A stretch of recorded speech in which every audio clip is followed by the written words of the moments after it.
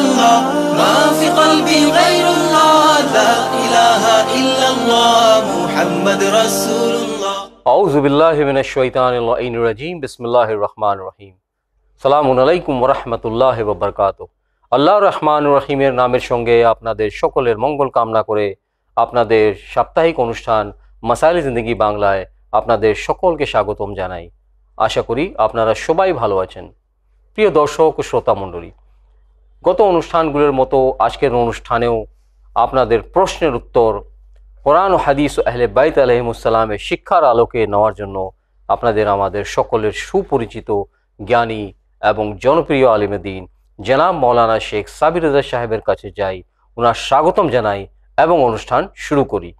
আজকের অনুষ্ঠানে আমি সর্বপ্রথম আপনাদের পাঠানো টেক্সট মেসেজ পড়ব এবং তারপর আপনাদের অডিও মেসেজ বা ভয়েসমেল প্লে করব।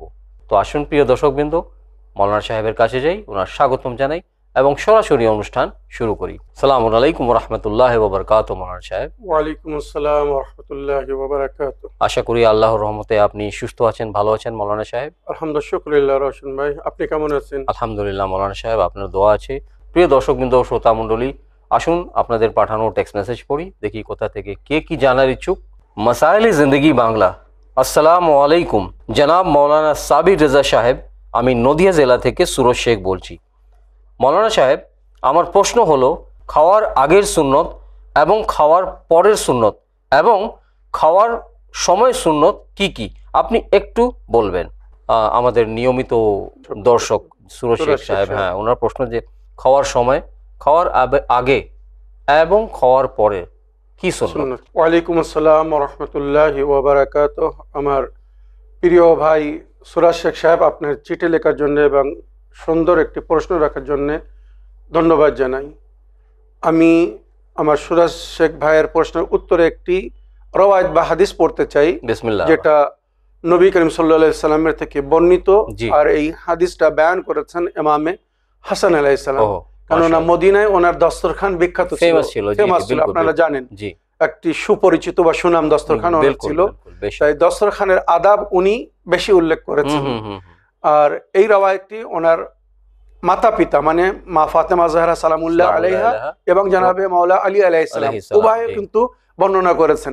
তো এই রওয়ায়াতটি যদি আমরা বলি পঞ্চতনে পাকের থেকে বর্ণিত রওয়ায়াত, এটা একটা সুন্দর রওয়ায়াত। এবারে আমি সুরজ শেখ ভাই বা আমার দর্শকবৃন্দদের জন্য ওই রওয়ায়াতটি পড়ে শোনাচ্ছি, যেটা দস্তরখানের আদাব আমাদেরকে শিখিয়েছে। আশা করি এই রওয়ায়াত যথেষ্ট হবে আপনার প্রশ্নের উত্তরের জন্য। দস্তরখানের কি আদব, মানে খাওয়ার আগে কি করতে হবে, খাওয়ার সময় কি করতে হবে বা খাওয়ার পরে কি করতে হবে, এর মধ্যে উল্লেখ হয়েছে। ঠিক আছে রওশন ভাই, আমি রওয়ায়াতটা পড়ে শোনাই। বিসমিল্লাহ। আনিল ইমাম হাসান আলাইহিস সালাম قال رسول الله صلى الله عليه وسلم في المائدة 12 خصلة। দস্তরখানের 12টি গুণাবলী বা আদব আছে।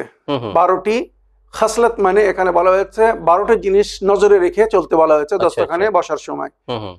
ফিল্মা এদাতে 12 খাসলাতান ইয়াজিবু আলা কুল্লি মুসলিম আন ইয়ারিফাহা। সমস্ত মুসলমানকে এই 12টি আদব জানার প্রয়োজন আছে বা জানার দরকার, নবী বলছেন। কিন্তু আরবাআতুন ফিহা আও আরবাউন ফিহা ফারাদুন ওয়া আরবাউন সুন্নাহ ওয়া আরবাউন তাদিব। নবী করিম সাল্লাল্লাহু আলাইহি ওয়াসাল্লাম বলছেন এই যে 12টি আদব দস্তরখানের, এর মধ্যে 4টি ফরজ, 4টি সুন্নাত আর 4টি দস্তরখানের গুণ বা আদবের মধ্যে বর্ণিত হয়েছে। যেটি ফরজ, আম্মাল ফরজ মানে ওয়াজিব কি, দস্তরখানে বসার আগে যেটা আমাদেরকে জানতে হবে। ফরজ মানে ওয়াজিব কি, আম্মাল ফরজ আল মারিফা, তুমি যে রুজিটা খাচ্ছ এটা হালাল না হারাম, তুমি যে রুজিটা খাচ্ছ এটা পাক না নাপাক, বৈধ না অবৈধ, এটা জানার প্রয়োজন আছে। যদি বৈধ হয়, পাক হয় তাহলে খাও, আর যদি অবৈধ বা নাপাক বা হারাম হয় সেটাকে খেও না। কত সুন্দর কথা, এগুলো মনে রাখবেন সবাই। দ্বিতীয় আর রেদা, তুমি যে রুজিটা খেতে যাচ্ছ, আল্লাহ যে রুজি তোমাকে দিয়েছে এর উপরে তুমি নিজেকে রাজি রাখো, সন্তুষ্ট হও। অনেক সময় মানুষ পানাহার করে, আর পানাহার করার সময় বা পানাহার করার পরে বলে এ কি কোনো খাদ্য ছিল, এ কি কত খাওয়ার মতো, মানে একটা ঘৃণার প্রকাশ করে। এটা কিন্তু আল্লাহ আগেও বলে, খাওয়ার সময় বলে, অনেকে খাওয়ার আগে বলে, খাদ্য দেখে মনোনীত পছন্দিত খাদ্য না হলে আগেই তার মুখের রং পরিবর্তন হয়ে যায়, মুখ শুকিয়ে যায়, তো এগুলো কিন্তু শরীয়তে মানা। তাই আল্লাহ রাব্বুল আলামিন তোমাকে নসিবে তোমাকে যে রুজি আজ আমি দিয়েছি বা তুমি তোমার সামনে এসেছে, তুমি চুপচাপ সেটাকে গ্রহণ করো। হ্যাঁ, যদি সেটা হারাম হয়, হানিকারক হয়, সেটা আলাদা ব্যাপার। হালাল খাদ্য যদি হয়, তো যে খাদ্য তোমার সামনে এসেছে সেটাকে তুমি গ্রহণ করো। অনেক সময় আমরা গরিব মানুষের বাড়িতে যখন মেহমান হই, আমাদের মনোনীত খাদ্য যখন সামনে না আসে, অনেকের চেহারা কিন্তু বলে দেয় যে এই ব্যক্তি এই খাদ্যটাকে পছন্দ করেনি। তো এইটাকে আমাদেরকে বলেছে সতর্ক থেকো। আর তাসমিয়া, খাওয়ার আগে বিসমিল্লাহ বলা, এটাও কিন্তু আমাদের ফরজ ডিউটি। আমাদের মধ্যে খুব কম লোক আছে যারা খাওয়ার আগে বিসমিল্লাহ বলে, অনেকেই ভুলে যায়, আর শয়তান ভুলিয়ে দেয়। ওমা আনসানি ইল্লা শয়তান, যেটা কোরআনে জিকির হচ্ছে, আমরা ভুলি না কিন্তু শয়তান ভুলিয়ে দেয়। কেননা যে খাদ্য বিসমিল্লাহ বলে শুরু করা হয় সেই খাদ্যে বরকত হয়। আর এমনও রওয়ায়াতে উল্লেখ হয়েছে, যদি ওই খাদ্যের মধ্যে বিষ থাকে, অনেক সময় আমরা জানি না এই খাদ্যের মধ্যে কি কি আছে যেটা আমাদের শরীরের জন্য হানিকারক, কিন্তু যখন বলা বিসমিল্লাহ বলে আমরা শুরু করি, আল্লাহ সেটাকে তুলে নেয়, ফেরেশতাদের মাধ্যমে সরিয়ে দেয়। এত বরকত বিসমিল্লাহ বলার। আর যে কাজ বিসমিল্লাহর মাধ্যমে শুরু হয় না, শয়তান বলে ওটা আমার কাজ, আমার পছন্দিত কাজ। শয়তান তো শরীক হয়ে যায়, ওই খাদ্য থেকে বরকত তুলে নেয়, বা শয়তান ওই খাদ্যের মধ্যে এমন জিনিস প্রোভাইড করে দেয়, প্রবেশ করিয়ে দেয়, যেটা আমাদের জন্য ক্ষতিকারক হতে পারে, হানিকারক হতে পারে। তাই বলা হচ্ছে খাওয়া শুরু করার আগে বিসমিল্লাহ বলে খাও। রশন ভাই, এটা কিন্তু খুব গুরুত্বপূর্ণ কথা ছিল। আর চতুর্থ জিনিস আশুকর, খাওয়ার পরে শুকর আদায় কর। আল্লাহ যে নিয়ামত দিয়েছে, অল্প হোক বেশি হোক, ভালো মন্দ যা কিছু খেয়েছো, তার জন্য শুকর আদায় করো।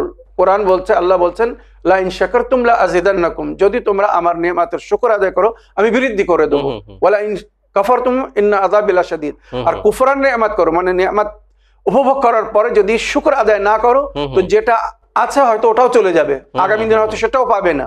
ইন্না আযাবি লাশাদীদ, আমার আযাব কিন্তু বড় কঠিন হবে। তো ফরজ 4টে বলে দিলাম, শেষে হচ্ছে শুকর, খাওয়ার পরে শুকর আদায় করো। এবারে সুন্নত কি জিনিস, মনে করে শুনবেন, মন দিয়ে শুনবেন। আম্মা সুন্নাত যে 4টে জিনিস, আল ওযু ক্বাবলা তাম, খাওয়ার আগে ওযু করা। আমাদের সমাজে একটা জিনিস বলা হয়েছে, খাওয়ার আগে হাত ধো। খাওয়ার আগে এবং খাওয়ার পরে হাত ধুতে বলা হয়েছে, ওটাই কিন্তু সুন্দর রূপে করার জন্য ওযু বলা হয়েছে। ওযু করলে প্লাস 2 in 1 সওয়াব হবে। এক তো হাত ধোয়া হয়ে যাচ্ছে ভালো করে, ওযুতে আমরা 3 বার আগে গোস পর্যন্ত হাত ধুয়ে নেই, এগুলো সব আপনারা জানেন। কুলি করি, নাকে পানি দিই, মুখ ধোই, আবার হাত ধোয়া হয়, মাসা করা হয় হাত পায়ের। তো ওযু করলে 2 in 1, মানে হাত ধোয়া হয়ে যাচ্ছে, আবার ওযুর যে বরকত বা সওয়াব সেটাও আমরা পেয়ে যাচ্ছি। বলা যায় যে মানে খাওয়াটাও ইবাদতে পরিবর্তন হয়। জাযাকাল্লাহ, খুব সুন্দর কথা বলেছেন, এটা ইবাদতে পরিবর্তন হতে পারে। মুমিনের চলা ফেরা, ঘুমানো সবকিছু ইবাদত। জাযাকাল্লাহ, সুন্দর কথা। ওযু করে ঘুমালে ঘুম ইবাদত গণ্য হয়। তো এখানে বলা হচ্ছে সর্বপ্রথম সুন্নত নববী, যেটা হচ্ছে খাওয়ার আগে ওযু করো। তো ওযু করলে তোমার হাত ধোয়া হয়ে যাবে, প্লাস তোমার খাদ্যে বরকত হবে, রুজিতে বরকত হবে। আল জুলুস আলাল জানিবিল আয়সার, খাওয়ার সময় বাম পায়ের উপরে ভর করে বসতে বলা হয়েছে। যেমন আমরা তাশাহুদের সময় বসি বাম পায়ের উপরে, আমার আহলে সুন্নাত ভাইরা এই জিনিসটা খুব সুন্দরভাবে ওনারা জানেন।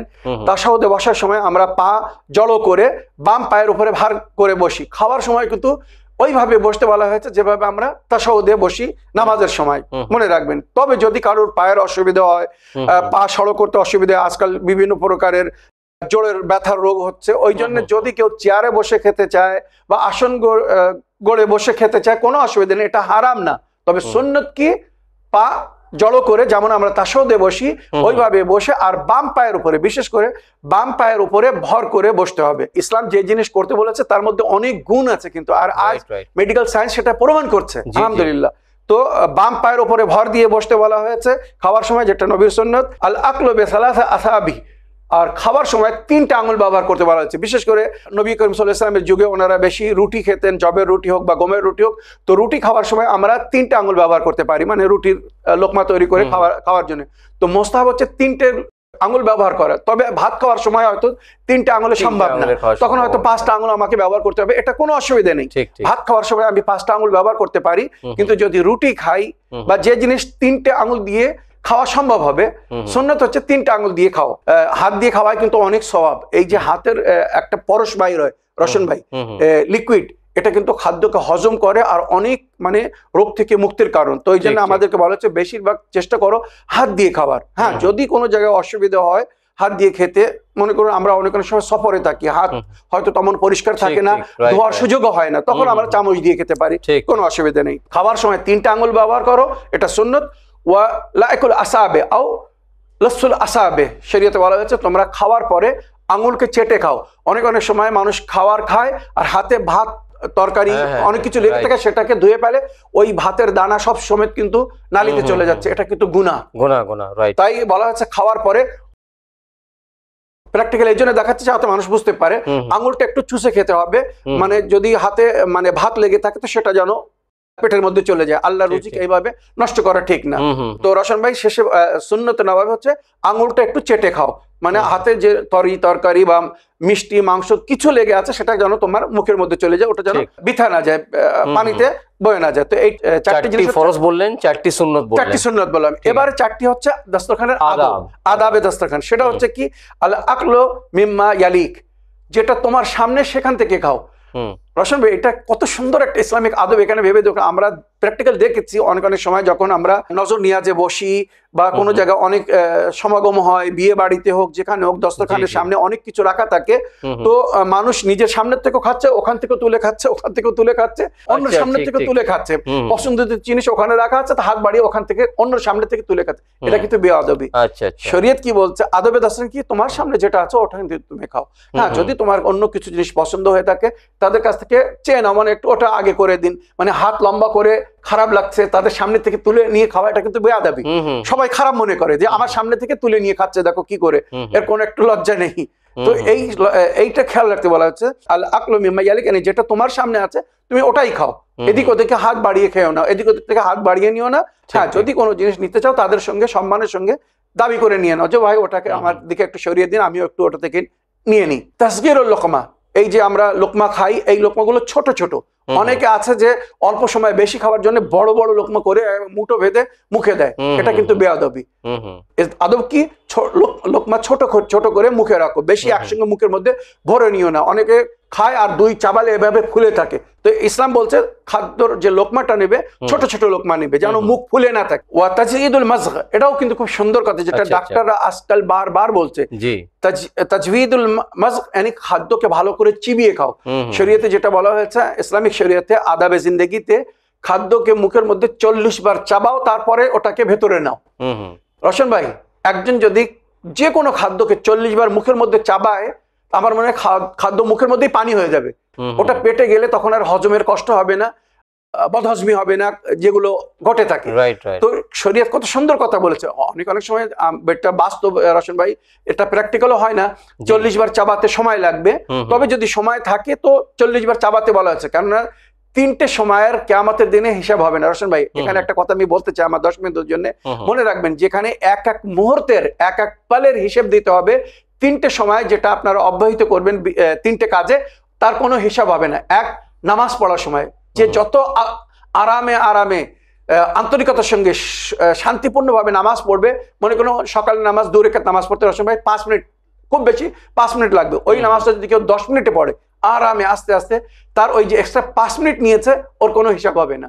দ্বিতীয় বলা হচ্ছে খাওয়ার সময়, তুমি যে সময়টা খাওয়ার সময় ব্যবহার করছো, মনে করো তুমি 5 মিনিটে খেতে পারো, তাড়াতাড়ি খেলে 5 মিনিটে খাওয়া হয়ে যায়, ওই সময়টা যদি তুমি 10 মিনিট বা 15 মিনিটে খাও, আস্তে আস্তে খাও, চাবিয়ে চাবিয়ে খাও, তোমার ওই এক্সট্রা 10 মিনিটের খোদা হিসাব নেবে না এটা। আর তৃতীয়, কোন মুমিনের হাজাত পুরো করার জন্য, কোন মুমিনের হাজাত পুরো করার জন্য যে সময়টা আমরা ব্যবহার করি, এই সময়ের জাযাকাল্লাহ, এই সময়ের হিসাব হবে না কিয়ামতে। কত সুন্দর জিনিস কিন্তু।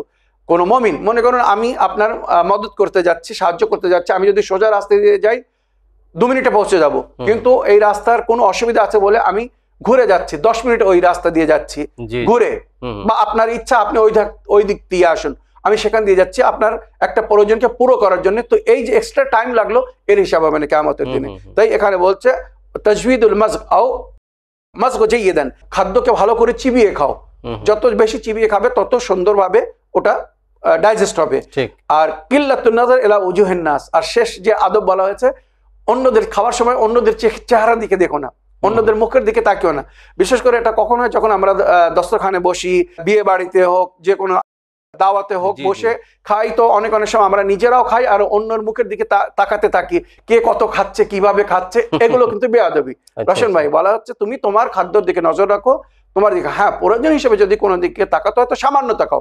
এখানে বলা হচ্ছে কিল্লাতুন নাযর ফি উজুন্নাস, সামান্য তাকাও। যদি খেতে খেতে এক অপরের দেখতে হয়, কোনো কেউ কিছু বলছে সেটা শুনতে হচ্ছে, তো যদি এইভাবে কারোর দিকে নজর করতে তো অল্প নজর করো, বেশি সময় নিও না। অনেক সময় যেন মুখের দিকে তাকিয়ে থেকো না, বা কে কিভাবে খাচ্ছে এটা যেন দেখো না। তো এই হচ্ছে দস্তরখানের আদব, 4টি জিনিস। তো টোটাল দস্তরখানের 4টে ফরজ, 4টে নফল বা সুন্নত আর 4টে আদব, এই যে 12টি জিনিস বললাম, যদি আপনারা একে মনে রেখে চলেন, আশা করি সুন্দর জীবন যাপন করবেন। আর রশন ভাই, এখানে আরো একটা কথা বলতে চাই, যেটা আমার সাধারণ হাদিসের মধ্যে যেগুলো উল্লেখ হয়েছে, খাওয়ার আগে বা খাওয়ার পরে হাত ধোয়ার কথা, এগুলো তো সবাই জানে, শুকর আদায় করা নেয়ামতের, এগুলো সবাই জানে। এছাড়া একটা জিনিস খুব কম লোক জানে, সেটা হচ্ছে দুপুরে খাওয়ার পরে একটু বিশ্রাম করতে বলা হয়েছে। এদা তাগাদ্দা তামাদ্দা, তাগাদ্দা মানে দুপুরের খাওয়া, তো একটু গড়াবা মানে একটু শুয়ে পড়বা, এটা কিন্তু খাদ্য হজম হওয়ার জন্য খুব উপকারিত জিনিস। ওয়াইদা তাআশা তামাশা, আর রাত্রের খাবার যখন খাবে তো রাত্রের সময় খাওয়ার পরে সঙ্গে সঙ্গে শুয়ে পড়ো না, খাওয়ার পরে একটু চলে বেড়াও, তাই একে চাহেল কদমি বলে। রাত্রের খাবার পরে চাহেল কদমি করতে বলা হচ্ছে। তো রাত্রের খাবার পরে কখনো সঙ্গে সঙ্গে শুয়ে পড়বেন না, রাত্রের খাবার পরে কমস কম 40 কদম চলে বেরিয়ে তারপরে ঘুমাতে যাবেন। এটা কিন্তু খুব উপকারক জিনিস, যেটা প্র্যাকটিক্যাল আমরা সবাই করি বলে আপনাদেরকে বলছি। এগুলো সব রওয়ায়াতের মধ্যে উল্লেখ হয়েছে। মাওলানা সাহেব, আপনি যেমন বললেন, মানে এই মানে কথার অল্প মানে আমি আমার দর্শক বিন্দুদের জন্য বলতে চাই যে খাওয়া মুখে নিয়ে বা খাওয়ার সময় গল্প করা যায় না, শরীয়তে মানা। খাওয়ার সময় কথা বলতে শরীয়তে মানা করা হয়েছে, কারণ ওই খাদ্য মানে কথা বলতে বলতে অনেক সময় খাদ্য শ্বাস লাইনের মধ্যে চলে যেতে পারে, যেটা খুব ভয়ঙ্কর রূপ ধারণ করে কিন্তু। তো এগুলো ক্ষতিকারক, তাই খাওয়ার সময় কথা বলা শরীয়তে মাকরুহ। বিনা প্রয়োজনে খাওয়ার সময় কথা বলতে মানা। ওইরূপ টয়লেটে একটা জিনিস আরো বলে দিই, টয়লেটেও কথা বলতে মানা। আজকাল যেটা আমরা খুব দেখছি, খুব শুনতেও খারাপ লাগে, টয়লেটে বসে মোবাইলে কথা বলছে, আধ ঘন্টা ধরে বসে আছে আর কথাও বলে যাচ্ছে, এটা কিন্তু বেয়াদবি আর শরীয়তে মানা। খাওয়ার সময় কথা বলতে নেই, আর পেশাব পায়খানা করার সময় কথা বলতে নেই। খাওয়ার সময় কথা বলো নাকি খাওয়া মুখে নিয়ে কথা বলা মানা না? আমি সাপোজ এখন আমার মুখে দানা নেই, কোনো খাদ্য নেই, এখন তো কথা বলতে পারবো, প্রয়োজন হিসেবে কথা বলতে পারবো। রাইট। তো আসুন প্রিয় দর্শক বিন্দু, আরেকটি টেক্সট মেসেজ পড়ি, দেখি কোথা থেকে কে কি জানার ইচ্ছুক। আসসালামু আলাইকুম হুজুর সাহেব, আমি মিসবাহুল হুদা বলছি বাংলাদেশ থেকে। আমার প্রশ্ন হচ্ছে, একজন ব্যক্তি সে আহলে বাইতকে মানে না, কিন্তু সে নামাজ পড়ে, রোজা রাখে, হজ করে এসেছে, জাকাত দান খয়রাত অনেক করে, এই ব্যক্তি জান্নাতে যাবে কি না? যদি বলেন না, তাহলে তার এই নেকির ফল কোথায় পাবে এবং কিভাবে পাবে?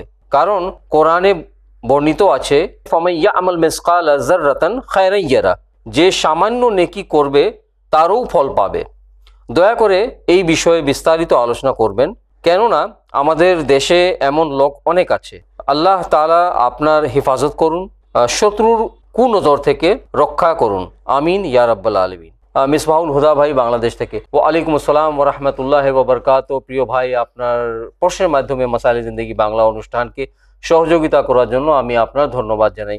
সত্যি আপনার প্রশ্ন খুব সুন্দর। ভাইজানের প্রশ্ন অ্যাকচুয়ালি প্র্যাকটিক্যাল প্রশ্ন, বাস্তব প্রশ্ন। জি, যে ফামাইয়া আমাল মিসকাল যাররাতিন খায়রান ইয়ারা, যে যদি মানুষ যে কোনো নেকি করে তারও সে ফল পাবে। ঠিক আছে, এই আয়াতের জিম্নে কি নন মুসলিমও মানে ইনক্লুড করা যায় কি যায় না? আমিও মানে আমার তরফ থেকে বলছি আর কি। আর আমার মিসবাহুল হুদা ভাই উনি জানতে চেয়েছেন যে একজন মুসলিম মানুষ আহলে বাইতকে মানে না, আহলে বাইতকে ভালোবাসে না, আহলে বাইতকে ভালোবাসে না, কিন্তু হজ যাকাত নামাজ পড়ে, রোজা রাখে, হজ করে এসেছে, যাকাত বা দান খয়রাত অনেক করে, বা বলা যায় যে সমস্ত নেকি করে, কিন্তু আহলে বাইতকে ভালোবাসে মানে না। অনেক আছে, রাইট, অনেক আছে। তো এদের কি পরিফল হবে, মানে জান্নাতে যাবে কি না, যাবে কি যাবে না? হ্যাঁ, আর যদি বলেন মানে জান্নাতে যাবে না, তাহলে এদের কোরআন এই বিষয়ে কি বলছে? কোরআন এই বিষয়ে কি বলছে? যে সামান্য নেকি করবে তারও সে ফল পাবে।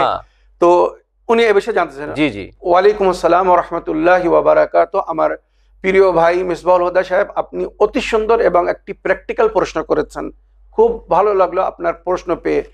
আমার প্রিয় ভাই, আপনি যে বিষয়ে জানতে চেয়েছেন আর যেটা বাস্তব আপনার দেশে, আমার দেশে বা পুরো বিশ্বে এমন মুসলমান অনেক আছে ভাই, যারা নামাজ পড়ছে, রোজা রাখছে, হজ করছে, দান খয়রাত করছে, অনেক নেকি করছে, কিন্তু তারা আহলে বাইতকে মানে না, আহলে বাইতকে ভালোবাসে না।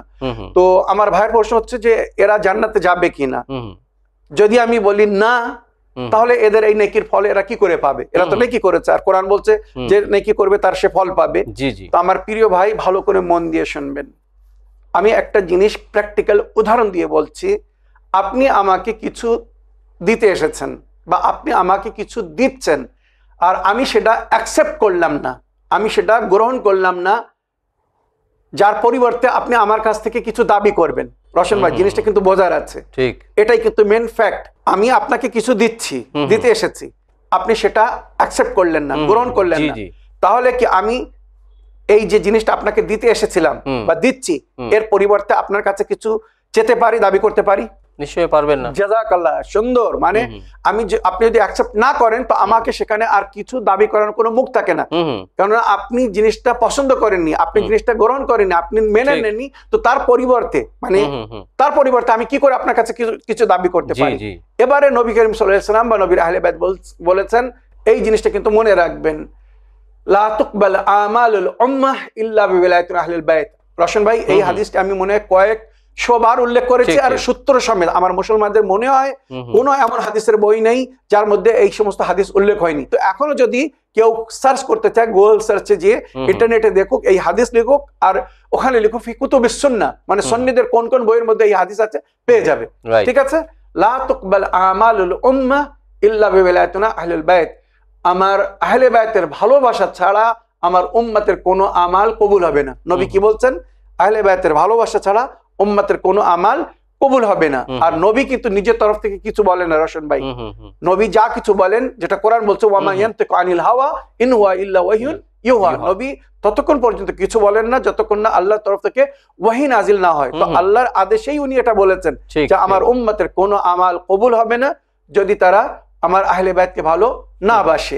তো এখানে পরিষ্কার একটা উত্তর নবীর হাদিসের মাধ্যমে আমরা পেয়ে গেলাম যে একজন ব্যক্তি সে নামাজ পড়ুক, রোজা রাখুক, হজ করুক, দান খয়রাত যা কিছু করুক না কেন, যদি আহলে বাইতের ভালোবাসা তার সঙ্গে না থাকে, তো সেটা আল্লাহ অ্যাকসেপ্ট করবে না, কবুল করবে না। নবীর দরবার বা আহলে বাইতের দরবারে ওটা কবুল হবে না, আল্লাহর দরবারে ওটা পৌঁছাবেই না। এক নম্বর। দ্বিতীয় যেটা রওয়ায়াত, আমার বহু সুন্নাত আহলে সুন্নাত ভাইদের মধ্যে যারা জ্ঞানী গুণী মাওলানারা, ওনারাও মাশাআল্লাহ এই হাদিসটা বারবার কোট করেন বক্তব্যের সময়।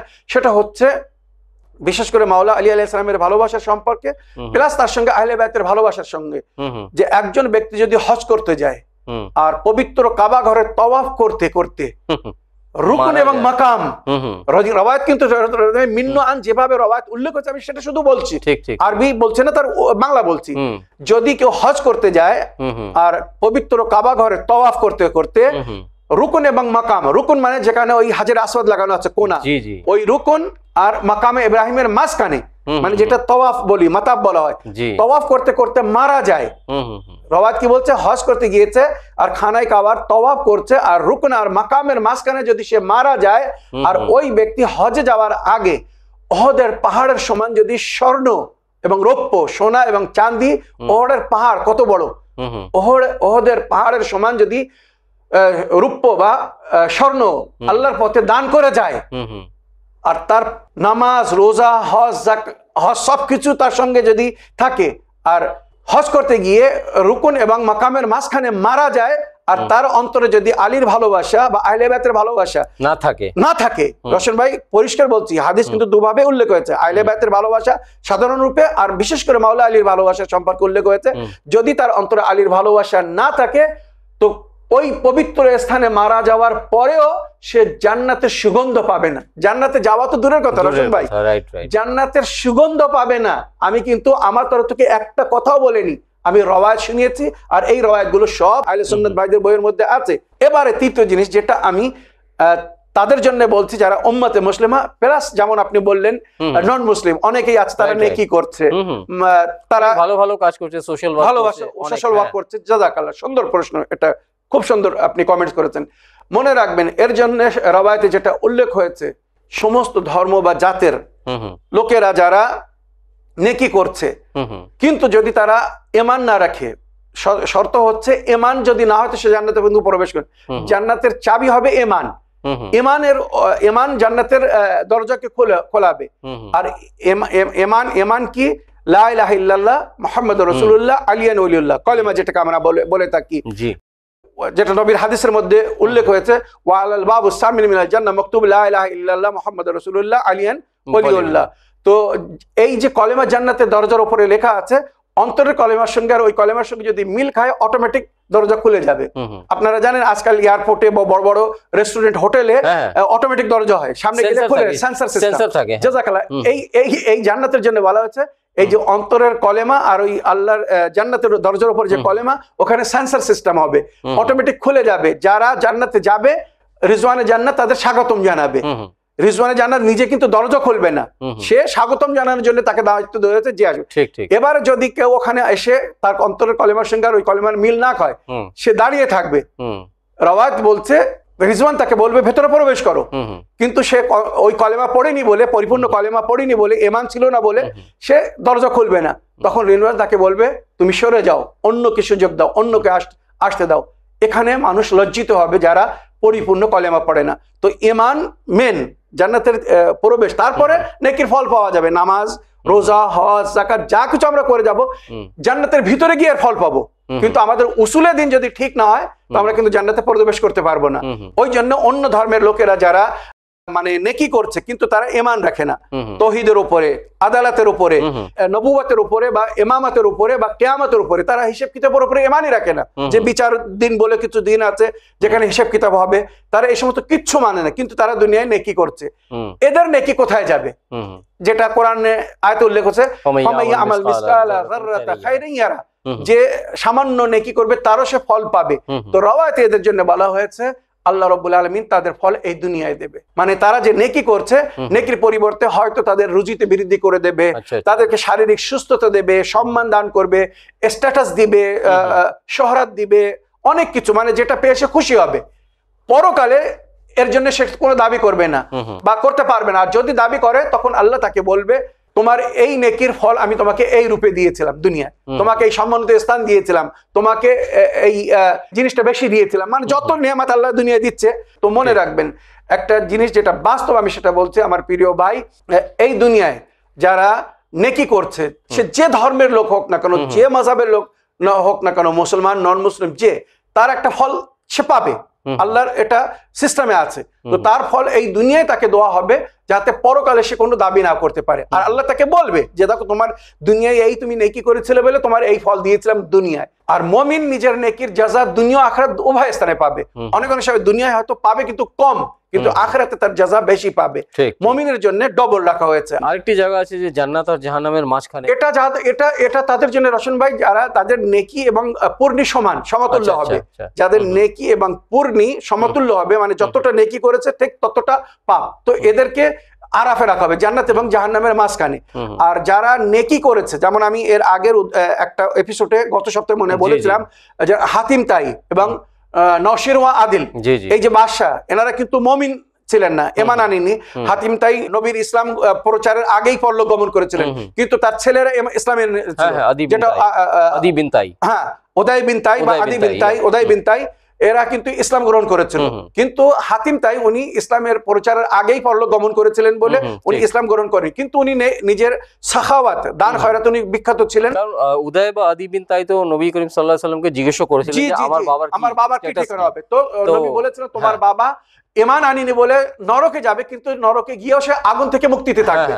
এটা নশির দা আদিল বা হাতিম তাইয়ের সম্পর্কে বিশেষ করে উল্লেখ হয়েছে। ওই ধরনের অনেক আছে রশন ভাই, ওই ধরনের আমাদের যে যুগে আমার জীবন যুগে এই ধরনের মানুষ হয়তো অনেক আছে, তারা হয়তো ঈমান না থাকার কারণে জাহান্নামে যাবে, কিন্তু জাহান্নামে গিয়েও আগুন থেকে, আযাব থেকে মুক্তিতে থাকবে, কেননা তারা নেকি করেছে, কোনো খারাপ কাজ করেনি বলে। কিন্তু ঈমান না হওয়ার কারণে তারা জান্নাতে প্রবেশ করতে পারেনি। তো আমার প্রিয় ভাইয়ের প্রশ্নের উত্তরে আমি এতটুকু শেষে বলতে চাই যে আমার প্রিয় ভাই মিসবাহুল হুদা সাহেব, আপনার প্রশ্ন খুব সুন্দর। আপনাদের দেশে বা যে দেশে এমন মুসলমানেরা জীবনযাপন করছে যারা অনেক নেকি করছে কিন্তু আহলে বাইতকে মানে না, আহলে বাইতকে ভালোবাসে না, তো এদের নেকির ফল ওদেরকে এই দুনিয়ায় দেওয়া হবে, মরার পরে কিন্তু এরা কোনো ফল পাবে না। মনে রাখবেন, পরিষ্কার বলছে। আর এটা কিন্তু আমি আমার তরফ থেকে বললাম না, সব কোরআনের আয়াত এবং রওয়ায়াত হাদিস থেকে আমি পরিষ্কার বললাম, যেটা নবী বলেছেন, আল্লাহ বলেছেন যে নেকির বদলা তাদেরকে দুনিয়াতে দেওয়া হবে, আবার কিছু লোক আছে তাদের নেকির বদলা দুনিয়া এবং আখিরাতে দেওয়া হবে। তো মুমিনকে নেকির বদলা দুনিয়া আখিরাত দুটো উভয় স্থানে দেওয়া হবে। আর মুশরিক বা মুনাফিক বা যারা আহলে বাইতকে মানে না, তাদের নেকির বদলা তাদের এই দুনিয়াতেই কোনো না কোনো রূপে দিয়ে দেওয়া হবে, যাতে সে পরকালে দাবি না করতে পারে বা পরকালে চাইতে না পারে। আশা করি আপনার প্রশ্নের আপনি উত্তর পেয়েছেন। তো প্রিয় দর্শকবৃন্দ, আসুন এবারে সময় হচ্ছে আপনাদের পাঠানো ভয়েস মেল প্লে করার, অডিও মেসেজ প্লে করার। দেখি প্লে করি কোথা থেকে কে কি জানার ইচ্ছুক, কার কি প্রশ্ন। আসসালামু আলাইকুম, আমি আসাম খুটাবাগরা থেকে মীর হুসাইন বলছি। মৌলানা সাহেব এবং রোশন ভাইয়ের প্রতি দোয়া রইল।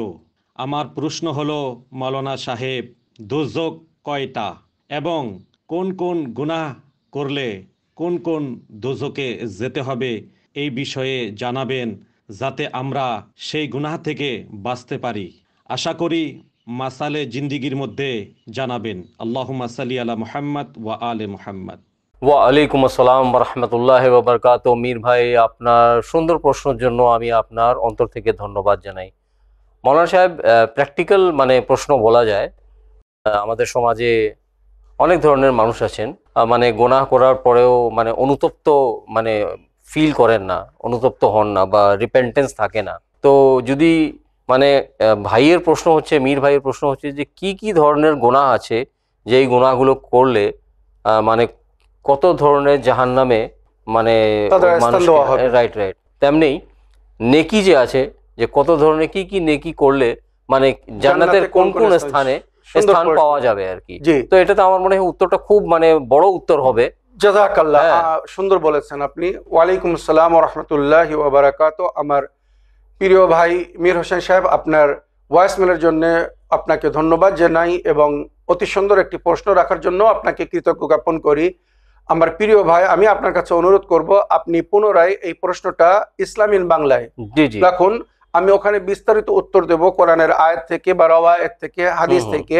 জান্নাতের কয়টি নাম, জাহান্নামের কয়টি নাম, জান্নাতের কয়টি তবাকা যাকে বলা হয়, জাহান্নামের কয়টি তবাকা, কোন তবকায় কাদেরকে রাখা হবে, কোন তবকায় কারা স্থান পাবে, এগুলো বিস্তারিত বলার জন্য সময়ের প্রয়োজন আছে, যেটা আমাদের অনুষ্ঠান মাসালে জিন্দিগি বাংলায় সম্ভব না। তবু আমি খুব সারাংশে আমি বলে দিচ্ছি, জাহান্নামের 7টি তাবাকা বা 7টি নাম বলা হয়েছে, যেটা কোরআনের মধ্যে উল্লেখ হয়েছে বিভিন্ন আয়াতের মধ্যে। যেমন সূরা হিজর আয়াত নম্বর 43-এ বলা হচ্ছে, ওয়া ইন্না জাহান্নামা লামাওয়াদুহুম আজমাইন। তো এখানে জাহান্নাম শব্দ বা জাহান্নাম একটি কমন নাম হবে, এটাও কিন্তু জাহান্নামের একটি অংশ হবে। আর জাহান্নামের যে 7টি তাবাকা হবে রোশন ভাই, উপরের তবকা, তারপর জান্নাত উঁচু থেকে উঁচুর দিকে যাবে আর জাহান্নাম নিচু থেকে নিচুর দিকে যাবে। তো জাহান্নামের যে উপরের তবকায় থাকবে তার শাস্তি আযাব একটু কম হবে, যে যত নিচের দিকে যাবে তার শাস্তি বা আযাব তত কঠিন হবে, মনে রাখবেন। তো জাহান্নামের উপরের তবকা, যাহাকে সাধারণ জাহান্নাম বলা হয়, যার আয়াত সূরা, যার জিকির সূরা হিজর আয়াত নম্বর 43 হয়েছে। তারপরে জাহান্নামের দ্বিতীয় নাম যেটা বলা হচ্ছে জাহিম, ওয়াল্লাযীনা কাফারু ওয়া কাযাবু বিআয়াতিনা উলাইকা আসহাবুল জাহিম। সূরা মায়দা আয়াত নম্বর 86-তে এই নামের উল্লেখ হয়েছে। তারপরে জাহান্নামকে নারও বলা হয়, ফিনারে জাহান্নামা নার বলা হয়। তো এটা সূরা বাকারার আয়াত নম্বর 24-এর মধ্যে উল্লেখ হয়েছে, ফাইলাম তাফআলু ওয়ালান তাফআলু ফাত্তাকুন নার আল্লাতী উকুদুহান নাস ওয়াল হিজারা উইদ্দাত লিল কাফিরিন। তো এখানে আয়াতে জাহান্নামকে নার বলা হয়েছে। তারপরে জাহান্নামের চতুর্থ নাম হচ্ছে হতামা। কাল্লালা ইউমবাদান্না ফিল হতামা ওয়া মা আদরাকা মাল হতামা নারুল্লাহিল মুকাদা। সূরা হুমাযা আয়াত নম্বর 4 থেকে 6 এর মধ্যে এর জিকির হয়েছে। তারপরে সাকার, মা সালাকাকুম ফি সাকার, তোমাদেরকে এই জাহান্নামের এই তাবাকা বা এই অংশে কি নিয়ে এসেছে, কি জন্য তোমরা সাকারে গিয়েছো। তো ওখানে জাহান্নামীরা বলবে, লাম নাকু মিনাল মুসাল্লিন, আমরা নামাজ পড়তাম না, ওয়া লাম নাকু নুতইমুল মিসকিন, আমরা ফকির মিসকিনদেরকে পানাহার দিতাম না, ওয়া কুননা নাখুযু মাল খায়জিন, আর আমরা যারা মানে বেকার, মানে যাদের কোনো কাজ ছিল না তাদের সঙ্গে ওঠা বসা করতাম, মানে আল্লাহর উপাসনা ইবাদত করতাম না, বেকার মানুষের সঙ্গে ওঠা বসা করতাম, যারা খেলাধুলো করে বেড়ায় বা সময় নষ্ট করে, এদের জন্য বলা হয়েছে। তো সাকার জাহান্নামের একটি অংশের নাম বা একটি তাবাকার নাম। তারপরে হাবিয়া, যেটা সূরা আল কারিয়ার মধ্যে জিকির হয়েছে, ওয়া আম্মা মান খাফফাত মাওয়াজিনুহু ফাউম্মুহু হাবিয়া, আম্মা মান খাফফাত মাওয়াজিনুহু ফাউম্মুহু হাবিয়া ওয়া মা আদরাকা মা হিয়া নারুন হামিয়া। এইভাবে জিকির হয়েছে। এগুলো বিস্তারিত বলতে গেলে, তর্জমা করতে গেলে সময়ের প্রয়োজন আছে, ওই জন্য যে নামগুলো কোরআনে উল্লেখ হচ্ছে আমি শুধু বলছি। আর সপ্তম নাম মানে যেটা জাহান্নামের নাম জিকির হচ্ছে সাঈর, কালু লাউ কুন্না নাসমাউ আও নাকুলু মা কুন্না ফি আসহাবিস সাঈর। আমরা যদি আল্লাহর কথা শুনতাম, রসুলের কথা শুনতাম, সেগুলো বুঝে তার উপরে আমাল করতাম, তো আজ আমরা এই সাঈরে হতাম না, মানে জাহান্নামের এই তাবকায় হতাম না। অনেকেই আছে তারা এইভাবে বলবে যে আমরা আল্লাহ রসুলের কথা শুনিনি বলে আমাদেরকে এই সাঈরে ফেলে দেওয়া হয়েছে। এছাড়া মানে ওয়াইল, জাহান্নামের এক কুয়াকে বলা হয়েছে ওয়াইল। এ বিষয়ে কোরআনের মধ্যে ওগুলো উল্লেখ হয়েছে, বিস্তারিত আলোচনা করব। যে তবে এখানে আমি জাহান্নামের যে 7টি নাম বললাম, আমার প্রিয় মীর হোসেন ভাই আশা করি নাম উনি বুঝতে পেরেছেন। আমি কোরআন থেকে জাহান্নামের নাম বলে দিলাম। এবারে ওনার প্রশ্ন ছিল যে কারা কোন তাবাকায় থাকবে, মানে কোন পাপের জন্য। তো এগুলো বলতে গেলে অনেক সময়ের প্রয়োজন আছে, তাই এগুলো রওয়ায়াতে সাধারণ রূপে উল্লেখ হয়েছে, আমি একটুখানি ইশারা করে দিচ্ছি। যেমন বলা হয়েছে জাহান্নামের যে 7টি তাবাকা হবে, আদ-দারকুল আলা মানে সবচেয়ে উঁচু উপরের তাবকা। আমি বললাম যে আমার রোশন ভাই যত যে নিচের দিকে যাবে তার সাজা তত কঠিন হবে।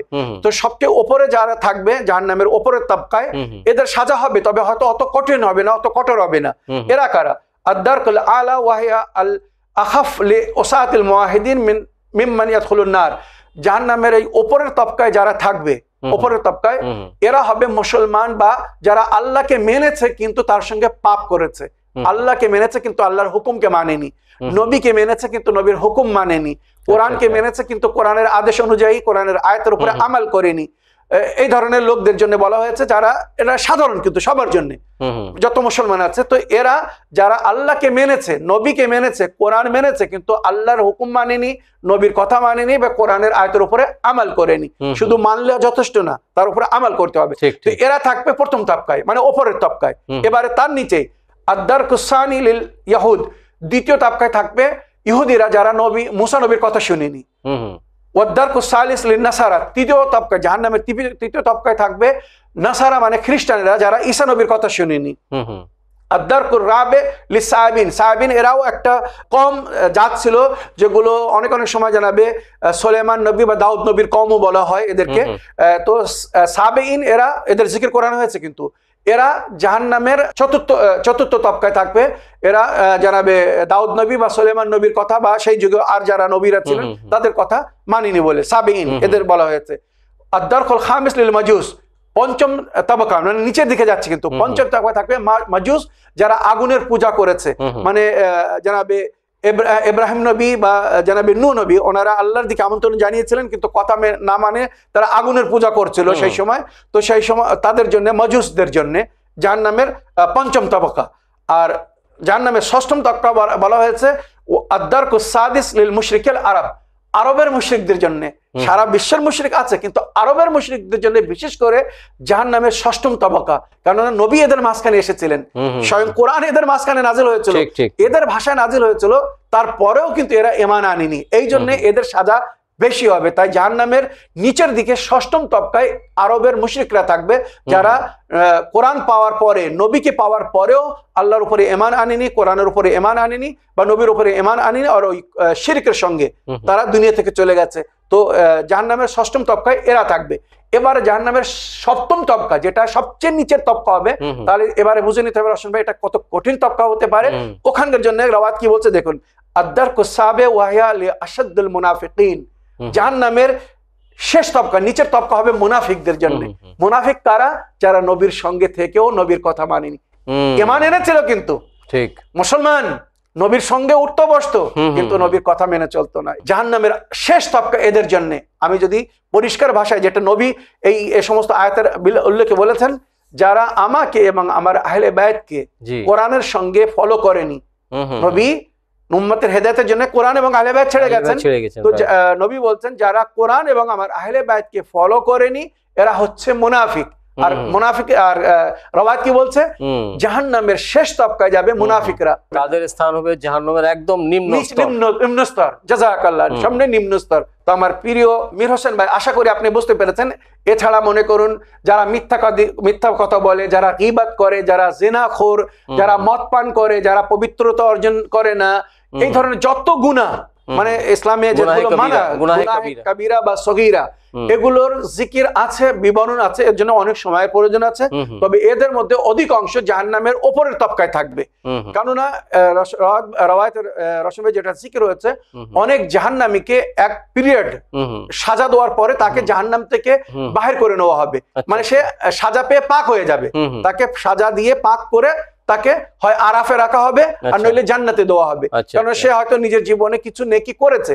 এগুলো বিশেষ করে বর্ণনা হয়েছে আহলে বাইতের অনুগামী অনুসারীদের জন্য, যেগুলো ইমামে মুসা কাযিম আলাইহিস সালাম বলেছেন, ইমামে রেজা আলাইহিস সালাম বলেছেন, ইমামে জাফর সাদিক আলাইহিস সালাম বলেছেন। মনে রাখবেন, খুব গুরুত্বপূর্ণ কথা এখানে বলছে, একটা মেসেজ দিচ্ছি। ওনারা বলেছেন যে আহলে বাইতের মান্যকারীরা, মানে যারা পঞ্জতনে পাক 12 ইমাম চেহরা মাসুমিনকে মানে, এরা যদি পাপ করে তো আল্লাহ এদেরকে 3 স্থানে সাজা দিবে। যদি এরা পাপ করে এরা জান্নাতে অবশ্যই যাবে, এক না একদিন এরা জান্নাতে যাবেই যাবে। যারা কোরআন এবং আহলে বাইতকে মেনেছে, কোরআন এবং আহলে বাইতের মান্যকারীরা নিঃসন্দেহে জান্নাতে যাবে, এক না একদিন তারা জান্নাতে স্থান পাবে, যারা আহলে বাইতকে ভালোবেসেছে, আহলে বাইতকে মেনেছে। কিন্তু ইমামরা যেটা বলেছেন, তারা যদি জীবনে পাপ করে থাকে, ভুল করে থাকে, আল্লাহর কোনো হুকুমকে অবাধ্য করে থাকে, নবীর কোনো সুন্নাতকে যদি পালন না করে থাকে, আমরা যে সমস্ত তালিমাত দিয়েছি, আহলে বাইত যে কথাগুলো বলেছেন, হুকুম দিয়েছেন, আদেশ করেছেন, সেগুলো যদি মেনে না থাকে তো আগে এদের পাপের সাজা দেওয়া হবে, সাজা দিয়ে এদেরকে পাক করা হবে, তারপরে এরা জান্নাতের যোগ্য হবে। তো এদেরকে দুনিয়ায় অনেক সময় এরা বিভিন্ন প্রকারের কষ্ট ভোগ করবে, শাস্তি ভোগ করবে। রশন ভাই, কারা? যারা আহলে বাইতকে ভালোবাসে কিন্তু আহলে বাইতের কথা মতো হয়তো ওইভাবে চলছে না, আমল করছে না যেভাবে ওনারা বলেছেন, বা নবীকে ভালোবাসে কিন্তু নবীর কথা মতো সুন্নতের উপর ওইভাবে চলছে না, বা আল্লাহকে ভালোবাসে কিন্তু আল্লাহর কথা মানে কোরআন ওইভাবে ফলো করছে না যেভাবে ফলো করতে বলা হয়েছে। তো এদেরকে এই দুনিয়ায় সাজা দেওয়া হবে। এক। দ্বিতীয়, আলমে বারজাখে, রশন ভাই যেটা রওয়ায়াতের মধ্যে, আলমে বারজাখে মানে মরার পরে কবরের দুনিয়ায় এদের পেশাই করা হবে, বিভিন্ন সাজা দেওয়া হবে, যাতে এদের ওই গুনাহ মাফ হয়ে এরা জান্নাতের যোগ্য হতে পারে। আর তৃতীয় বলা হয়েছে, যারা অতি মহাপাপী যা হবে কিন্তু তাদের মনে হয়তো কোথাও আহলে বাইতের ভালোবাসা ছিল, আহলে বাইতের মহব্বত করতো, যেটা বিভিন্ন ভাবে তারা হয়তো দুনিয়ায় প্রমাণ করে গেছে। তো এদের শেষ এই তবকা যারা জান্নাতে যাবে, মানে অবশেষে মানে কত হাজার বছর পরে তারা জান্নাতে প্রবেশ করার সুযোগ পাবে এটা আমি বলতে পারছি না, কিন্তু রওয়ায়াত বলছে এক সময় আসবে এদের মধ্যে অনেকেই এদের বুরাই বেশি হওয়ার কারণে, আমাল খারাপ হওয়ার কারণে এরা জাহান্নামে যাবে। কিন্তু জাহান্নামে সাজা পাওয়ার পরে, মানে সেই কথা বলে আমরা বলি তেলে ফ্রাই হওয়ার পরে বা জাহান্নামের আগুনে পুড়ে জ্বলে ছাই হওয়ার পরে আল্লাহ এদেরকে পুনরায় রহম করে এদেরকে মানে এদের গুনাহকে শাস্তির মাধ্যমে পরিষ্কার করার পরে এদেরকে জান্নাতে আসার সুযোগ দিবে। মানে সে প্রথম স্থানে হোক আর দ্বিতীয় স্থানে, তৃতীয় যে স্থানে হোক না কেন, কেননা জান্নাতের 8টি তবকা হবে, জাহান্নামের 7টি তবকা আর জান্নাতের 8টি তবকা হবে। একটি তবকা বেশি, এটা হবে স্পেশাল তবকা আল্লাহর রসুল মানে নবী, আম্বিয়া, আউলিয়া এবং ইমামদের জন্য, এটা স্পেশাল তবকা। বাকি 7 তবকা উম্মতের জন্য, বিভিন্ন উম্মত যেগুলো আমি অনেক সময় বলেছি, আর এর বিভিন্ন নাম আছে যেটা ইনশাআল্লাহ কখনো আলোচনা করব। তো আমার প্রিয় মীর হোসেন ভাই, আশা করি আপনার প্রশ্নে আপনি উত্তর পেয়েছেন। এ বিষয়ে আরো যদি বিস্তারিত জানতে চান তো ইসলামিক বাংলা প্রোগ্রামে আপনার প্রশ্ন রাখুন, আমি ওখানে ইনশাআল্লাহ বিস্তারিত আলোচনা করব। প্রিয় দর্শকবৃন্দ, আসুন আরেকটি অডিও মেসেজ প্লে করি, দেখি কোথা থেকে কে কি জানার ইচ্ছুক। আমি প্রশ্ন মাসাইলে জিন্দেগিতে করছি। সালামুন আলাইকুম প্রিয় সাবির ভাইজান এবং রশন ভাই, আশা করি আপনারা দুজনে ভালো আছেন। আমি আফরোজা বলছি। আমরা যখন ওযু করি তখন সর্বপ্রথম পাটাকে ভালো করে ধুয়ে এবং সেটাকে শুকিয়ে তার উপরে মাসা করি। কোনো কারণবশত আমরা যদি পাটা ধুতে ভুলে গেলাম এবং শুকনো পায়ের উপরে যদি মাসা করি, তাহলে আমার কি ওযুটা সহি হবে? একটু বিস্তারিত জানাবেন। খুদা হাফেজ, ফি আমানিল্লাহ। ওয়া আলাইকুম আসসালাম ওয়া রাহমাতুল্লাহি ওয়া বারাকাতুহু। প্রিয় আফরোজা বোন, প্রশ্নের মাধ্যমে মাসাইলে জিন্দেগি বাংলা অনুষ্ঠানকে সহযোগিতা করার জন্য আমি ধন্যবাদ জানাই। ওনার সাহেব নিয়মিত দর্শক আফরোজা বোন, সুন্দর, উনিও সুন্দর প্রশ্ন করেছেন যে অজু করার আগে যদি কেউ পা না ধোয় তো তার মাসা বা অজু হবে কি না? হবে কি হবে না? সুন্দর প্রশ্ন। ওয়ালাইকুম সালাম রাহমাতুল্লাহি ওয়া বারাকাতুহু। আমার প্রিয় বোন, দেখুন পা ধুতে কখন বলা হয়েছে? যখন পা নাপাক হবে। রশন ভাই, যদি পা নাপাক হয় তখন সেটাকে অজু করার আগে ধুয়ে নিতে হবে। অজুর মাঝখানে ধুলে হবে না, অজু করার আগে ধুয়ে পাক করে নিতে হবে। অজুর মাঝখানে বা অজুর আগে ধোয়ার প্রয়োজন নেই যদি নাপাক না থাকে। হ্যাঁ, যদি নাপাক না হয় তো ধোয়ার প্রয়োজন নেই। হ্যাঁ, অনেক সময় আমাদের পায়ে ধুলো মাটি থাকে, ওটা আমরা অজু করার পরেও ধুতে পারি যদি সেটা নাপাক না হয়। ঠিক ঠিক। তবে অজু করার সময় আপনি যেভাবে অজু করতেন ওইভাবে অজু করুন, আর মাথা মাসা করার পরে পায়ের মাসা করুন। যদি ধুলো সামান্য থাকে, ধুলোর উপরে মাসা করলেও অজু হবে, কোনো অসুবিধা নেই যদি ওটা নাপাক না হয়, মনে রাখবেন। তবে উত্তম কি, অজু করার আগে ধুলো মাটি যদি কিছু পায়ে নোংরা লেগে থাকে সেটাকে ধুয়ে পরিষ্কার করে নেওয়া। নাপাক যদি নাও হয় তাকে ধুয়ে পরিষ্কার করে নিতে বলা হয়েছে, এটা অতি উত্তম। আর যদি নাপাক হয় তাহলে তো ধুতেই হবে, আগে পাক পরিষ্কার করে পাক করে নিতে হবে আর শুকিয়ে নিতে হবে, কেননা সেটা ভিজে থাকলে কিন্তু তার উপরে মাসা হবে না। সাধারণ প্রশ্ন হিসেবে আপনাকে আমি বলতে চাই, অজু করার আগে পা ধোয়া ফরজ না, তবে যদি পা নাপাক হয় তাহলে সেটাকে ধুয়ে নিতে হবে। আর যদি পা নোংরা হয় বা জঘন্য হয় কিন্তু নাপাক না, তখন সেটা ধুয়ে নেওয়া উত্তম। তবে যদি সামান্য ধুলো থাকে আর আপনি অজু করার পরে যদি নামাজ পড়তে যাচ্ছেন, মসজিদে যাবেন, পায়ে ধুলো লেগে আছে, তখন যদি ধুয়ে নেন কোনো অসুবিধা নেই, অজু করার পরেও ধুতে পারবেন। সুন্দর, মনে রাখবেন। তবে ধুলো অজুতে বাধা সৃষ্টি করবে না। সামান্য যদি ধুলো থাকে ওই অবস্থায় আপনি মাসা করে পরে পা ধুয়ে মসজিদে প্রবেশ করতে পারেন বা আপনি মুসাল্লায় যেতে পারেন, নামাজ পড়তে পারেন, কোনো অসুবিধা নেই। আশা করি আপনার প্রশ্নে আপনি উত্তর পেয়েছেন। প্রিয় দর্শকবৃন্দ, আরেকটি মেসেজ, অডিও মেসেজ প্লে করি, দেখি কোথা থেকে কে কি জানার ইচ্ছুক। আসসালামু আলাইকুম রহমতুল্লাহ বারাকাতু। মাওলানা সাহেব, আমার একটা প্রশ্ন ছিল। মাওলানা সাহেব, আমি এতদিন বোম্বে ছিলাম, এখন বাড়ি এসেছি। আমার একটা মানন ছিল, আমার একটা মেয়ে, আল্লাহ একটা মেয়ে দিলে আমি নবীজির নামে একটা তাজিয়া দেব, কাঠের হোক আর স্টিলের হোক।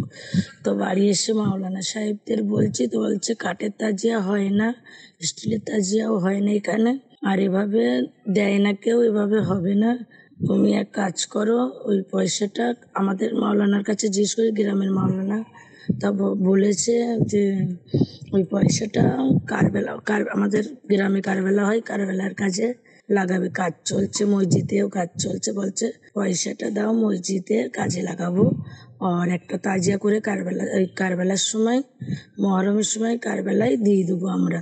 তা আমি বলেছি আমার মানন আছে, এভাবে তো হয় না, আপনি বলেছেন এভাবে হয় না, আমি কি করব? আপনি আমার ভালো করে বুঝিয়ে বলেন।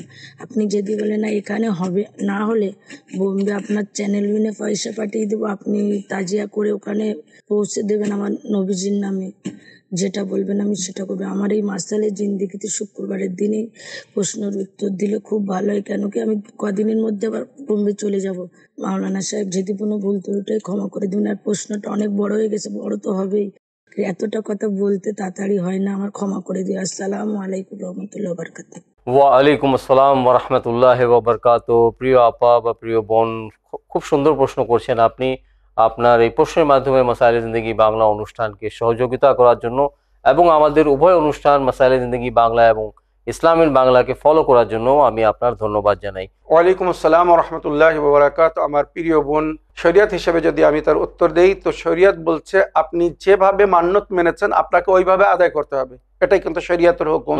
কোরআন ও হাদিসে এটাই বলা হয়েছে। যদি খোদা না করুক ওটা অসম্ভব হয়ে যায়, কোনো ব্যবস্থা না হয় বা যে কোনো অন্য কারণে, তখন আপনি একটা বিকল্প ব্যবস্থা নিতে পারেন। আর আপনি যখন বোম্বে থাকেন তো আপনাকে চ্যানেল উইনে পয়সা পাঠানোর দরকার নেই। আপনি যখন বোম্বে থাকেন তো বোম্বে হযরত আব্বাস স্ট্রিট বা পালাগলি নামে বিখ্যাত, পালাগলি, ইমাম হোসেন চক, হযরত আব্বাস স্ট্রিট, মানে ডংরি চারনা লেখে বলা হয় পালাগলি। পালাগলিতে অনেক দোকান আছে যেখানে তাবারুকাত বিক্রি হয়। তাবারুকাত মানে এই সমস্ত বিভিন্ন তাজিয়া, তাবুত, রওজা, তাবারুকাত যেগুলো বিদেশ থেকে নিয়ে আসা হয় এখানেও তৈরি করা হয়। ওখানে আপনি বললে কাঠের তাজিয়া তৈরি করে দেবে, আপনি যদি বলেন স্টিলের তাজিয়া তৈরি করে দেবে, আপনি যদি বলেন রূপোর তাজিয়া তৈরি করে দেবে, স্বর্ণের তাজিয়া, যেভাবে বলবেন আর তারা সেইভাবে দিবে। তো এখানে পালাগলি বা হযরত আব্বাস স্ট্রিটে সবকিছু পাওয়া যায়। আপনি সময় করে একদিন এখানে এসে এখান থেকে কিনে নিয়ে আপনার পছন্দিত জায়গায়, যেখানে আপনি দান করতে চাচ্ছেন, যেখানে আপনি রাখতে চাচ্ছেন, অনেক ইমাম বারগা আছে, অনেক মসজিদ আছে, ওটা রেখে দিতে পারেন। আপনার মান্যত পুরো হয়ে যাবে আর আপনি যেটা মান্যত মেনেছেন সেইভাবে হবে। তো প্রিয় দর্শকবৃন্দ, সময় হচ্ছে আপনাদের শেষ প্রশ্ন প্লে করার। তো দেখি অডিও মেসেজ প্লে করি, দেখি কোথা থেকে কে কি জানার ইচ্ছুক। আসসালামু আলাইকুম মাওলানা সাহেব, আমি মল্লিকপুর থেকে টুম্পা বিবি বলছি আপনি যে বলেন সৈয়দ বংশ সব থেকে বেশি মানুষ দুনিয়ায় বসবাস করছে, কিন্তু আমরা যে এলাকায় বাস করি সৈয়দ বলে তো আশেপাশে কারোকেই দেখতে পাই না। সৈয়দ বংশ কোথায় বেশি বাস করেন একটু বলবেন? আর একটা কথা বলছি মাওলানা সাহেব, বলছি বাচ্চাদের যে ইঞ্জেকশনগুলো দেয় ছোট ছোট বাচ্চাদের, মনে করুন 10 দিন হওয়ার প্রথম দিন থেকে এক টিকা দেয়, এটা ওটা ইঞ্জেকশন দেয়, এখন আবার 3টে ইঞ্জেকশন একসঙ্গে, 4টে ইঞ্জেকশন একসঙ্গে, এগুলো কি দেওয়া ঠিক? বাড়ির বড়রা দিতে চায় না, স্বামীরা রাগারাগি করে, ঝগড়াঝাটি করে যে না ইঞ্জেকশন দেবো নাকি, এটা কি দিলে ঠিক হবে না ভুল হবে একটু বলবেন? আর একটা প্রশ্ন করছি মাওলানা সাহেব, বলছি আমি অনেক দিন আগে একটা প্রশ্ন করেছিলাম, আমাদের এখানে আমার একটা দিদি সম্পর্কে হয়, তিনি হচ্ছে রোগে ভুগছে, ডাক্তাররা বলেছে ওনার ক্যান্সার রোগ হয়েছে, তা আপনি ওর ট্রিটমেন্ট বলেছিলেন, ওরা করতে পারবে না, কিন্তু এখন উনি খুব কষ্ট পাচ্ছে, খুবই কষ্ট পাচ্ছে, কিন্তু কথা হচ্ছে সব বলছে বড় গুণিন কাকে সব নিয়ে এসেছে বলে, সব ওষুধ করেছে, ওষুধ করে এরকম হয়েছে, এইসব বাস্তব থেকে এটা সেটা ওষুধ তুলে ছেলে বউয়ের নামে দোষ দিচ্ছে, তাদের সঙ্গে অশান্তি করছে। তা আপনি একটু সাইট নামা দেখে বলবেন, ওনার নাম হচ্ছে সানা বিবি, একটু দেখে মাওলানা সাহেব বললে খুব ভালো হয়, আর এটা মাসাইল জিন্দেগিতে বলবেন। ওয়ালাইকুম সালাম রহমতুল্লাহি বারাকাতুহু। ওয়ালাইকুম আসসালাম রহমতুল্লাহি ওয়া বারাকাতুহু। প্রিয় আপা বা বোন, প্রশ্ন করার জন্য আমি আপনার ধন্যবাদ জানাই। মাওলানা সাহেব টুম্পা বিবি, টুম্পা আপা নিয়মিত দর্শক, আবার অনেকদিন পরে প্রশ্ন করছেন। হ্যাঁ, তো একটা অডিওর মধ্যে ওনার 4টি প্রশ্ন আছে। তো প্রথম প্রশ্ন ছিল ওনার, আমার টুম্পা আপার, যে সৈয়দ বংশের কথা তো আপনি আপনার অনেক অনুষ্ঠানে বলেছিলেন যে সবচেয়ে বেশি সংখ্যা, ওনাকে বুঝতে ভুল হয়েছে রশন ভাই, আমি বলেছিলাম এক ফ্যামিলির মেম্বার, রাইট? সৈয়দ বংশ মানে একটা ফ্যামিলি হিসেবে, ঠিক ঠিক, এমন কোন ফ্যামিলি নেই বিশ্বে, মনে কোন ফ্যামিলি একটা ফ্যামিলি নাম হয়। আমি উদাহরণস্বরূপ বলছি, আমার নাম শেখ সাবির রেজা, তো রেজা মনে করুন যদি আমার ফ্যামিলি নেম হয়, তো রেজা নামের কত লোক এই দুনিয়া বসবাস করছে। সৈয়দ এক ফ্যামিলি নেম, সৈয়দ হচ্ছে ফ্যামিলি নেম, নবীর বংশধারীকে সৈয়দ বলা হয়, নবীর বংশধারী সৈয়দ। তো আমার কথা ছিল যে এক ফ্যামিলির মেম্বার এত বেশি অন্য কোন ফ্যামিলির মধ্যে নেই, এটা হচ্ছে হয়তো উনি বুঝতে ভুল করেছেন। হাশমি ফ্যামিলি, জি হাশমি ফ্যামিলি, সৈয়দ বংশ, বনি হাশিম সৈয়দ বংশ মধ্যে। জাযাকাল্লাহ, ঠিক ঠিক। আশা করি আপনার প্রথম প্রশ্নের উত্তর পেয়েছেন। এবারে আপনার দ্বিতীয় প্রশ্ন ছিল যে রোগের চিকিৎসা নিয়ে, মানে ক্যান্সার হয়েছে তো তার রোগের চিকিৎসা কি। আর আমি এর আগে প্রশ্নের উত্তরে বলেছিলাম যে এই চিকিৎসা করতে হবে, তো ওনারা বলছেন ওই চিকিৎসা করতে পারবে না। তো যদি ওই চিকিৎসা না করতে পারে তো আমি চিকিৎসা বলে কি লাভ করবো রশন ভাই? যদি আমি একটা চিকিৎসা বলি যে কোরআনের এই আয়াতটা এতবার পড়ে পানিতে ফু দিয়ে দম করে ওই পানিটা পান করলে আস্তে আস্তে ওই রোগটা ভালো হয়ে যাবে, বা এইগুলো করলে এইভাবে ভালো হয়ে যাবে। এবার কেউ যদি রুহানি চিকিৎসাও যদি করতে না পারে তো তাহলে তো মুশকিল। তাই আমি এত মানে বিনা খরচার চিকিৎসা, সেটা আমি বলি, এর থেকে অনেকেই লাভবান হয়েছে। আমি আমার প্রিয় টুম্পা বোন বা টুম্পা আপা, আপনি কিছু মনে করবেন না, আগে আপনি তাদের কাছে জিজ্ঞাসা করুন, আমি যদি তাদের কোনো রুহানি ট্রিটমেন্ট বলি, স্পিরিচুয়াল ট্রিটমেন্ট বলি, রুহানি চিকিৎসা বলি, তারা সেটা করবে। যদি তারা আমাল করে তাহলে তাদেরকে বলবো, তাছাড়া বলে কোনো লাভ নেই। কিন্তু মৌলানা সাহেব, তাছাড়াও ইন্ডিয়ার মধ্যে অনেকে ক্যান্সার ইনস্টিটিউট, ক্যান্সার হসপিটাল আছে যেখানে ফ্রি অফ কস্ট চিকিৎসা করানো হয়। জি জি, শুধু খালি আসা যাওয়াটা খরচা আছে। যাই হোক, আশা করি আপনি আপনার শেষ প্রশ্নের উত্তর পেয়েছেন। এবার আপনার মাঝে আর একটা প্রশ্ন ছিল যে বাচ্চাদের অনেক ইনজেকশন দেওয়া হচ্ছে, বা ছোট ছোট বাচ্চাদের কয়েকটা ইনজেকশন একই সঙ্গে, এ বিষয়ে বলবো আপনারা ডাক্তারদের সঙ্গে পরামর্শ করুন। ডাক্তাররাই বাস্তব, যারা প্র্যাকটিক্যাল ওই জিনিস নিয়েই সবসময়। উনি ইনজেকশন শব্দ বলছেন, ইনজেকশন আর ভ্যাকসিনের মধ্যে ডিফারেন্স আছে। তো হয়তো ওটা ইনজেকশনের মধ্যে আবার করোনা ভ্যাকসিন হতে পারে, অন্য ভ্যাকসিন হতে পারে। তো এই বিষয়ে আপনি ডাক্তারের সঙ্গে পরামর্শ করুন যে এই ধরনের কয়েকটা ইনজেকশন একই সময় দেওয়া হচ্ছে, এগুলো নেওয়া যাবে কিনা। আশা করি আপনারা সবাই নিজের প্রশ্নের উত্তর পেয়েছেন। চ্যানেল বিন তরফ থেকে এবং আমাদের সকল দর্শকবৃন্দদের তরফ থেকে সকলের প্রশ্নের উত্তর কোরআন ও হাদিস ও আহলে বাইত আলাইহিমুস সালামের শিক্ষার আলোকে এত সুন্দরভাবে দেওয়ার জন্য আমি আপনার ধন্যবাদ জানাই। আপনাকেও রশন ভাই, আমার সমস্ত দর্শকবৃন্দদেরকেও ধন্যবাদ জানাই, যারা সুন্দর সুন্দর প্রশ্নের মাধ্যমে আমাদেরকে সহযোগিতা করছেন। নিজের গ্রাম অঞ্চল, নিজের গাঁও, নিজের গ্রাম, নিজের শহর, আমরা যেখানে বসবাস করি, সমাজ থেকে অন্ধবিশ্বাস, সমাজ থেকে অনেক ভুল ভ্রান্তি ভাঙানোর জন্য আপনারা প্রশ্ন করুন মাসাইলে জিন্দেগি বাংলা এবং ইসলামিন বাংলা অনুষ্ঠানে। তো এই বলে আজকের অনুষ্ঠান শেষ করার জন্য আপনাদের সকলের কাছে অনুমতি চাই। ইনশাআল্লাহ আশা করি যে আগামী অনুষ্ঠানেও আপনাদের দৈনিক জীবনের মাসলা মাসাইল নিয়ে আমাদের উভয় অনুষ্ঠানে প্রশ্ন করতে থাকবেন, সঙ্গে দেখতে থাকবেন আপনাদের সকলের প্রিয় চ্যানেল ভিন। শুকরিয়া ও ধন্যবাদ। সালামুন আলাইকুম ওয়া রাহমাতুল্লাহি ওয়া বারাকাতুহু।